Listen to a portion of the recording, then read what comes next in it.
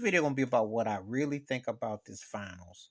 And I think when Skip Bayless is right, which he can be half right, and he ain't being antagonizing or he's on the money. This is probably the most bipolarist finals I've ever seen. Now I don't have a doggy in the race. I would like to see Golden State win because I like Steph. I think Steph Curry has been the most entertaining player, and he's one of the 10 greatest players. I can say that. I don't care what nobody says it. If Shaquille O'Neal says it, I'm gonna listen to Shaq on that one because he knows a thing or two about dominance. I like Clay. I can take or leave Draymond, but I understand his antics. Steve Kerr, on the human side, but I understand this finals is so schizophrenic. Golden State with Draymond and the way he acts and plays sometimes and the antics and the way they shoot that three and they go back and forth and they make the game hard on themselves, but yet they still find a way to know how to close you out. They got their uniqueness. Boston, even if they would have come back and win, this is the worst finals team I can recall because I'm gonna tell you why. They do the most elementary dumb stuff I've ever seen. Those turnovers are embarrassing. Jason Tatum says that every night. We don't turn the ball over. I'm like, didn't you like learn that back when you were like fifth, sixth grade? Didn't you even play basketball you before junior varsity? Didn't you not learn common? Jalen Brown. I watched them.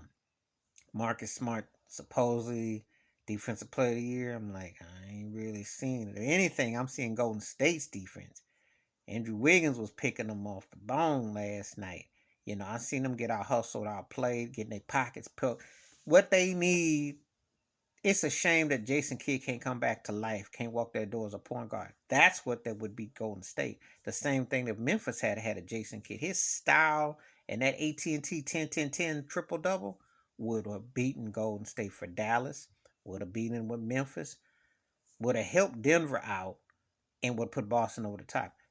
Jason Tatum, you can't two-way like you. And when you ball handling all that, uh, you're not going to be effective. You're getting your pockets stripped. You don't simplify your game, and you're not that good enough to pull it off. And there's too many turnovers, too many loose possessions, bad shots. I think Boston, Udoka, their coach, is great. I think they got a top flight coach, but that team is discombobulated. Al Horford is faded. He got old quick. That out of body first game and faded.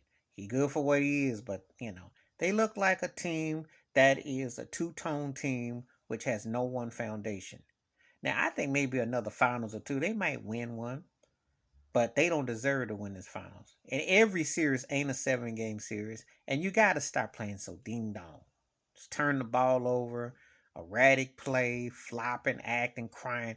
You got punched in the mouth. You finally feel like you at the finals. You finally like, wow, we watched Steph Curry on TV. This is real time. Steph pulls up a donut like that last night and has an average game, and you still get beat by 10. You stink.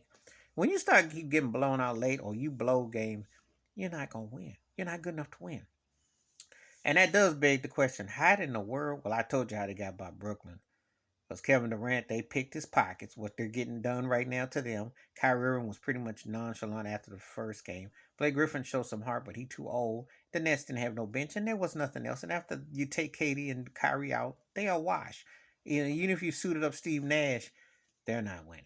Then you go to Milwaukee. Giannis, who's the best player going today, but he can't do it by himself. Drew Holiday is good, but it's in selective mode.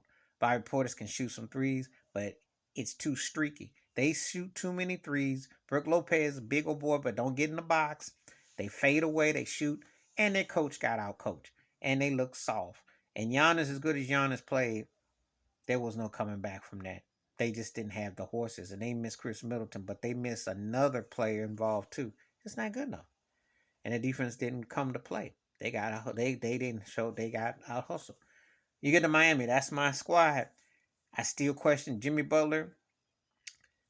Plays at times, works hard, plays like a top tier, just like Jason Tatum, like Devin Booker, like Paul George. It's all the same syndrome. Guys kind of like in the same cycle in the laundromat when it's going through the dryer and run around the circle, but they can't quite come out clear. And he ain't quite that dude. Bam out of body don't give you enough. Tyler Hero, Stop trying to be Miami Vice, play ball, and the same thing with Duncan Robinson. And PJ Tucker was one dimensional, and they shut that down. Victor Oladipo was a good comeback, but you don't have enough firepower on offense. So Spo got exposed on offense. The defense, they got to hustle, and Boston had enough to pull it out. But you get a team like Golden State, who's entering that San Antonio Spurs second run of rings. Now, that first run of rings, when they won in the early OOs, they were a different team when they won that latter two for Tim Duncan. When he got past three, we got to his fifth. But it was called a mature. We play off of what you give us. And that's what I'm seeing with Golden State. They don't beat you. They're not beating you the way they beat you 7, 8 years ago, but they beat you with common sense. And see, that's what's missing from Boston. So Golden State should win on common sense alone. I mean, I don't have a doggy in it, but I wouldn't, it's a lackluster finals. This is my true take about what I see with this finals. Because I didn't see two flawed teams throw some stinkers up there. And this ain't the NBA Finals that I remember. And I like to see Steph Curry do it because he's a great player. He's one of the greatest players ever, high tier.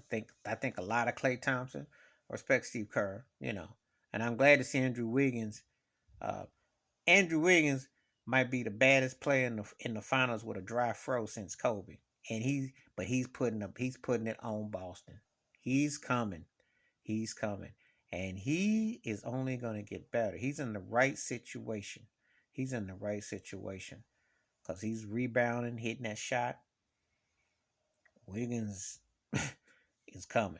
But anyway, that's my thoughts and takes on this finals. And if you're lackluster about the overall of it, please let me know. If you like it, let me know. If you're indifferent, let me know. Please hit like, subscribe, work on thoughts, comments, and I do respond. Thank you. Wash your hands, keep your mind clear, watch out for one another. And it'll be over soon. That's all I can say. But it is what it is. I'm out.